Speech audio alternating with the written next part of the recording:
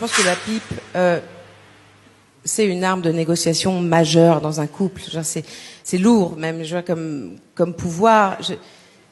Enfin, un mec normal, je parle pas de mon ex là, mais un mec normal, finalement, pour qu'il reste, c'est relativement simple. Hein, c'est binaire même. Hein, genre, tu le fais chier, tu le suces, tu le fais chier, tu le suces, il reste. Hein,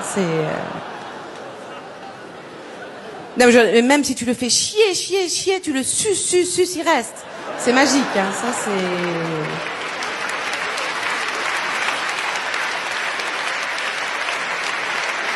Et d'ailleurs, ils ont une technique pour nous faire comprendre qu'ils sont arrivés à une overdose d'embrouille, vraiment qu'ils en peuvent plus. C'est quand ils nous disent non mais là tu me pompes.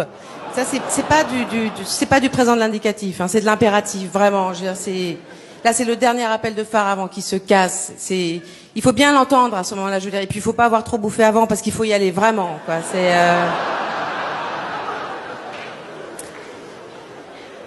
Alors, puisqu'on parle de fellation, je voulais essayer de mettre au point quelque chose. Est-ce qu'il serait possible d'arrêter de nous mettre la main sur la tête et de la pousser comme ça pour nous indiquer le sens de la marche du truc? Parce que c'est assez humiliant en fait, parce qu'on sait dans quel sens il faut aller.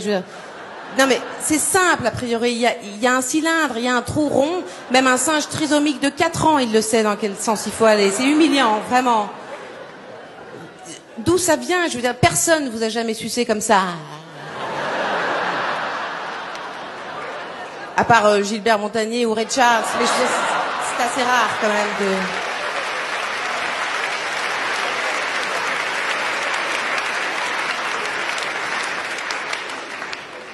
Et aussi, éventuellement, d'arrêter de nous dire, à un moment où on a peu de chance de pouvoir répondre, c'est bon, hein. C'est bon, tu l'aimes, hein. Si c'était bon, ça se saurait, d'accord? Il y aurait des Mr. Freeze saveur beat, peut-être.